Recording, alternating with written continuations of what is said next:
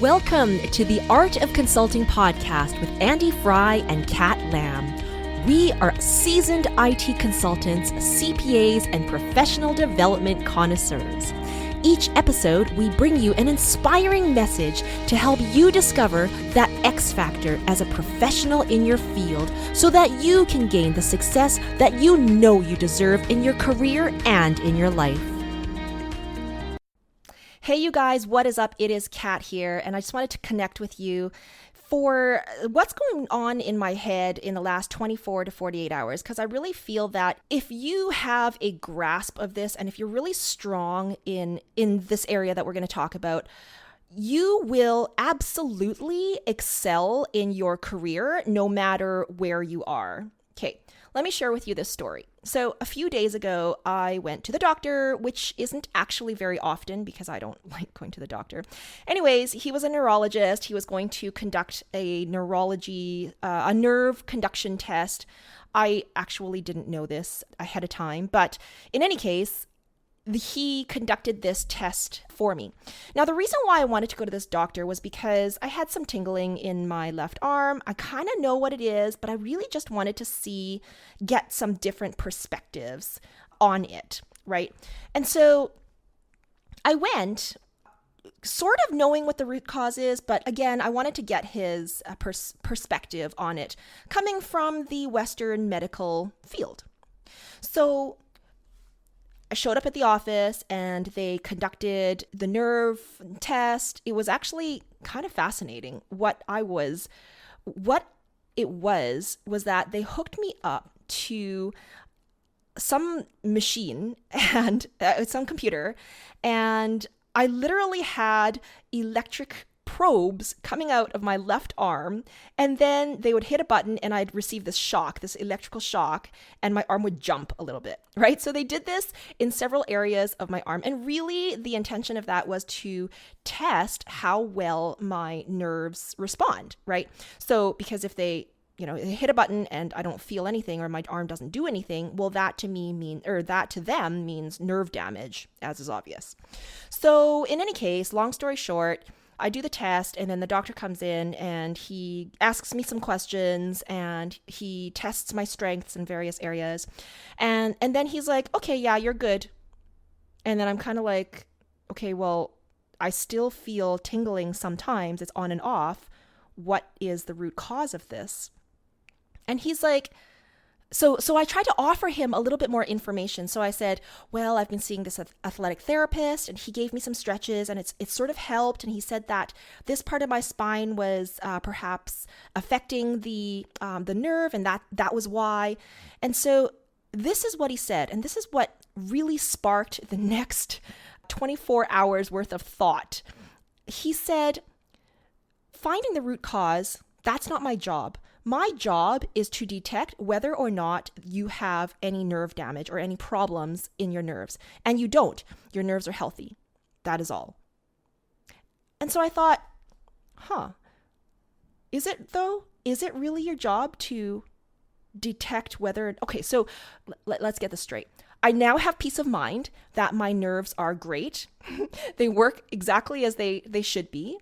But it still doesn't actually address the root problem as to what is causing this tingling, because I certainly still have it on and off. I mean, it's getting better, so I have an idea of how to address it. And that didn't come from a medical doctor. That came from my athletic therapist. And so I thought, you as a doctor, your job is diagnosis, isn't it? It's not to test whether or not my nerves are correct. I mean, that's certainly part of it. But shouldn't you be going that one step further and saying, well, let's figure out what that cause is. How do we, and then the solution that comes from that should be, well, if you do this, or if you do this sort of rehab, or go see this person for this particular rehab program, then your tingling will stop after, like, you will have healed from this tingling, whatever. That's sort of what I was expecting. Not just, yeah, your nerves are fine, there's nothing wrong with you, which clearly there is still an issue there. And so I got to thinking that Now, I can't speak for the whole entire medical community, but it occurs to me that and this is a specialist, right? Like this is a neurologist, so certainly neurology is his specialty. But then I got to thinking, as a specialist, is it a danger? I mean, everybody wants to be a specialist, and everybody always says, and Andy the same as well. Well, I don't know if he necessarily recommends only being a specialist, but we always debate the value of being a generalist versus a specialist, right? And everybody wants to be the specialist because niche down, that's what everybody says, that's where the money is. Yes and no, though, because here's the danger of just being a specialist. The danger is that you become too compartmentalized. And the reason why I say this is because I don't really care how much you know about your specialty. If you can't apply it in a manner that I can live my life better, or my life or my work situation or whatever situation would be better off because of applying your expertise, then your expertise as a specialist has very little value to me, right? So that can be applied to all industries, and certainly not just the medical profession. So then I got to thinking, well, how does this apply to people in IT? It applies tremendously because that same theory applies, right? Everybody wants to be a specialist. And if you want to excel in your career and advance in your career, the obvious route to go is to be great at a particular area of IT. Nobody can be good at all things IT. It doesn't make sense, right? We don't want to be the jack of all trades because that just there's no value there, right? I get that we have to be good at a certain area of our expertise. And we're calling that being a specialist. But it's more than that, you guys. It's not just being really, really great and knowing a whole lot of information about this little part of your world. You need to know how your expertise impacts other areas of the world, and you need to know how other areas of the world impact your area of expertise. So it's not just being compartmentalized and niching down to that very specialty. It's like thinking of your area of expertise like a spot on a snowflake diagram. And I know you know what I'm talking about because everybody in here is in IT. But if you don't, a snowflake diagram is really a representation of a series of tables and columns, perhaps in a database, and how they relate to each other. Okay, I won't go much further than that because honestly, I'm out of my element when I talk about database tables and diagrams and technical stuff like that, but you get the picture. So consider a snowflake, right? Even if it's not a database diagram, consider a damn snowflake. A snowflake is a pattern, right? And so if you are a specialist, you're synonymous to one particular point in that snowflake. Okay, but the point I want to drive home is that point is interconnected with many other points on, not all points, but many other points on that very snowflake. Okay, and if you're going to be, what separates the great from the good is being a really good point on that snowflake, for sure, but also having a really, really strong knowledge or application of how that point, your point on the snowflake, would influence or impact other points in that same snowflake, and vice versa. You get what I'm saying? That is what is going to separate the great from the good. And that is what truly is going to solve a problem. In IT, we're always, there's going to be an element of our function, whatever your function is, that requires some sort of problem solving, some sort of forensics, some sort of investigation, right? It's inevitable. And so if you don't know how your area of the world relates to everybody else's or the big picture, then you've really failed because you can't move. You're static. You're not dynamic by any means. And you can't necessarily apply your area to different situations, which is where the money is. That is where the money is, you guys. Not just knowing a whole bunch of stuff and being really, really great at your little part of the world. You got to know how your little part of the world can impact and better the lives or systems or community of everybody around you. I know I use these words really loosely, like community, like lives. And that could be, interpret how you will interpret that, but I'm referring to systems. I'm referring to integration points in a particular system. I'm referring to users of certain systems and how they would interpret your area of expertise or their system or what you have set up for them. All of that, if you want to be a great consultant, you guys, you got to understand how it is that your knowledge will apply to the users of your system. I feel like that's pretty elementary. I feel like that's like basic knowledge. And you're hearing this and you're like, yeah, of course. But can you apply it? Like, do you actually apply it in your life? Right? In your work? All right, what else you got? Well, I have another example.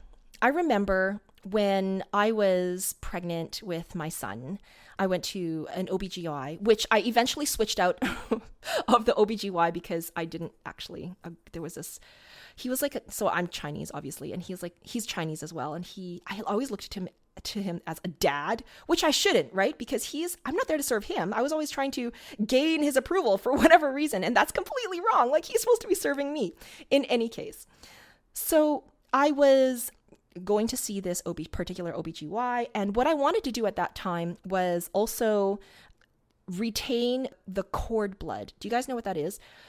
So that's the blood in the umbilical cord that is chock full of stem cells and can be retained for future use. And it could be very, very beneficial because, as you know, stem cells we can do all sorts of wonderful things with stem cells as long as there's a match. So I was interested in collecting these stem cells. And my expectation was that as an OBGY, well, this is something that you may not be an expert on, but certainly you had to have had this question before. Like, I certainly can't be the first person to inquire as to where I can get this done because I had absolutely no idea. So me going to the expert in delivering babies, where umbilical cords are very much a part of, I would have expected him to have the answer. Instead, he was like, well, no, that's not our business, so we don't know anything about it. That's crazy to me because if somebody asked me a question like that as a consultant, that would be the last thing that I would ever say to them. If somebody was like, well, do you know about Oracle Fusion payables? Right? Even though I've had no experience in implementing Fusion payables, the last thing, it's like committing career suicide if you say this. The last thing you would say would be like, no, I don't know anything about that. That's not my job. That's not part of my business. First of all, it's not true. Secondly, you're going to lose a whole lot. Like, the chances of that person asking you a question in the future again is probably next to nil because in their head, they're thinking, well, if I ask him this, I don't know if she'll have the answer, but she'll probably say that's not my job. That's not my job? That's crazy. That's like career suicide. Why would you ever say that? Right? And here's the thing. Even though I don't know anything about, it's not even to say that I don't know anything about Fusion payables. Like, Fusion payables and Oracle EBS payables are different, but there's a lot of elements that are the same, which then you can, if you think about it, you can probably extrapolate your knowledge from EBS to Fusion. Do you get what I'm saying?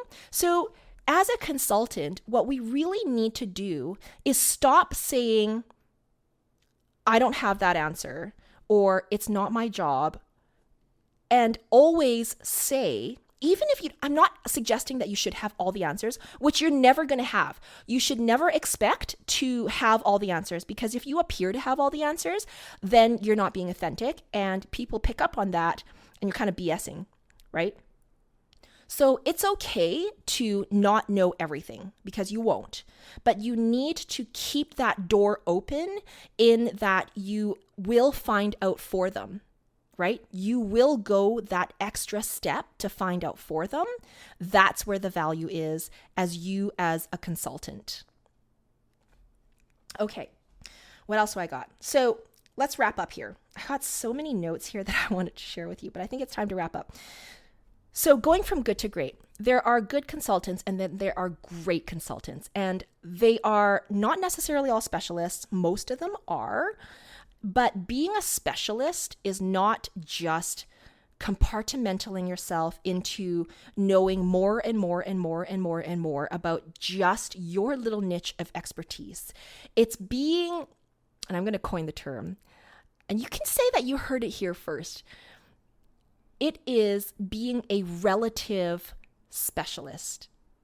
And I love this term because relative specialist means that you are good at what you do and you have the expertise in exactly what your niche is, but you also know where in the world your expertise lies and how your expertise impacts and relates to all other areas of the world as well. I think that's supremely important. I want to finish off with one last example in the IT world. Right now, I'm actually designing a billing application, which needs to be interfaced into a financial system. In this case, it's Oracle Payables. And so one of the questions that my client had was that upon some discussion with, controllers of the world and payables, function, and finance people, they were like, well, we need to have the GST string. And so can we just hard code the GST string in the mobile application? Which hard code, if you're a developer or a designer of a system, the word hard code should invigorate some shivers down your spine. So you should never be hard coding anything, right? If you can help it, right? In any case, so that same shiver happened in my spine. And I got to thinking, why is it that you want to hard code something like that?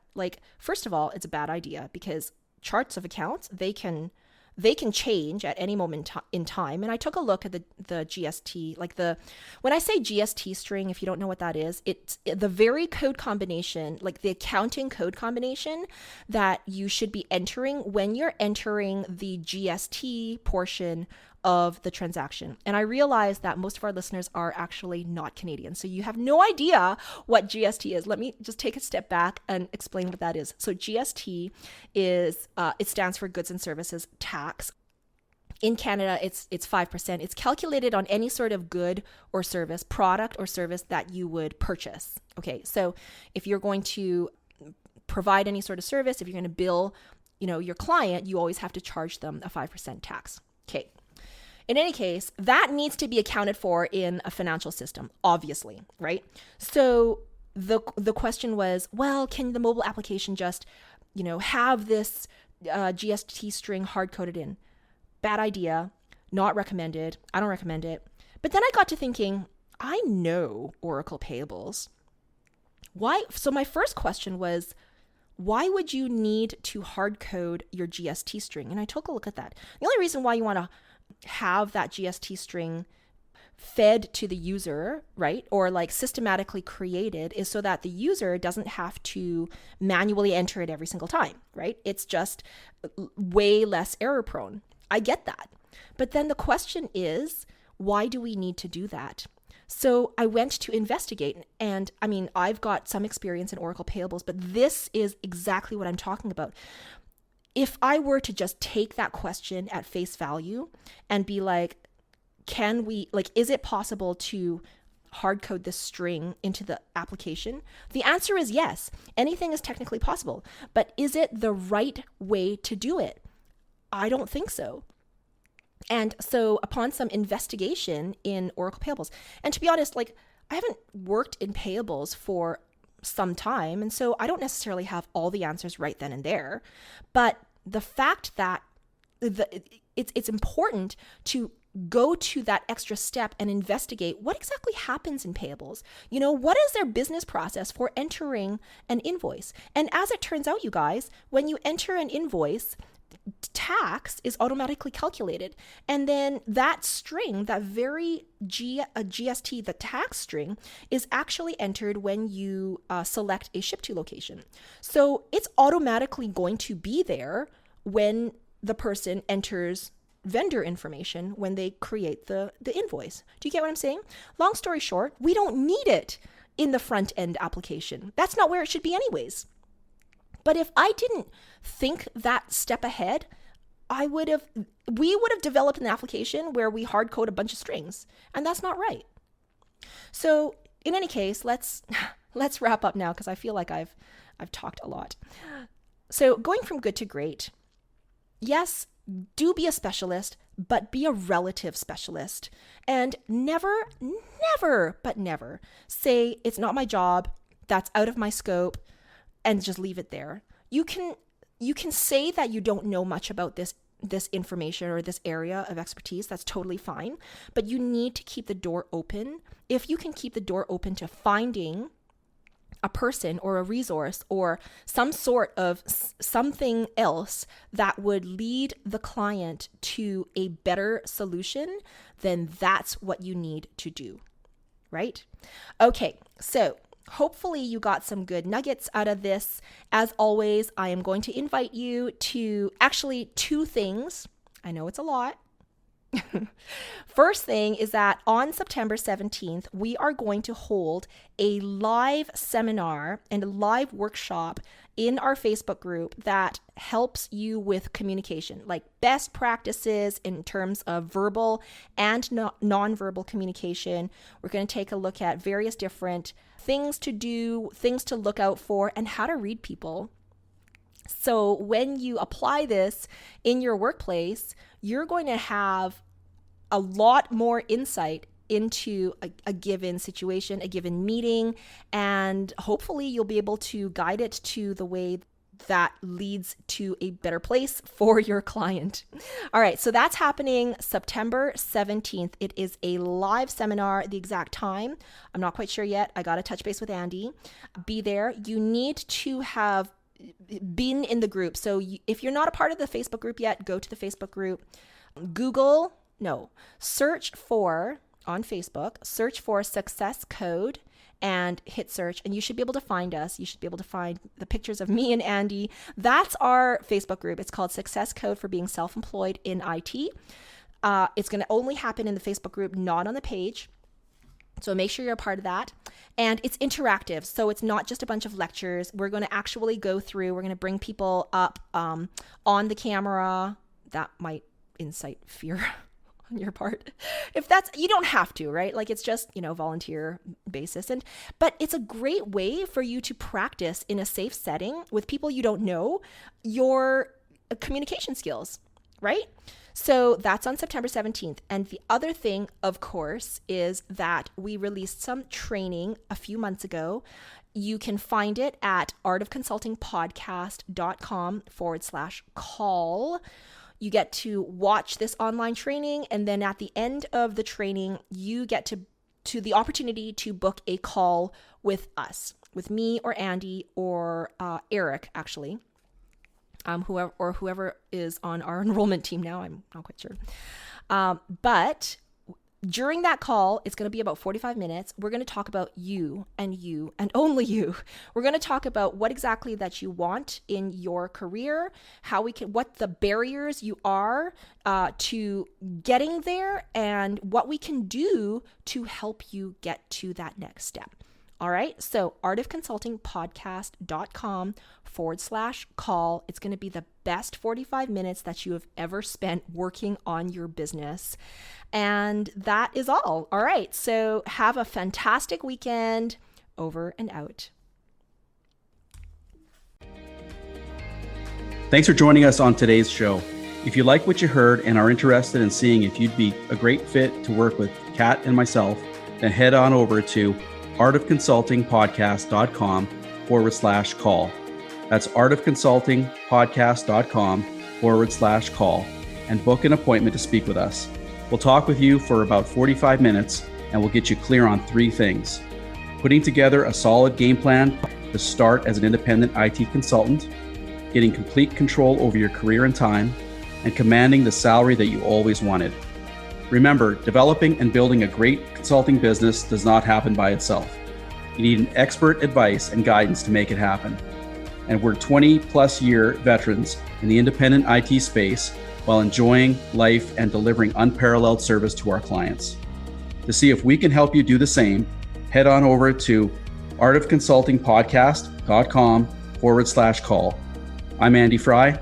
I'm Kat Lamb. And let's talk soon.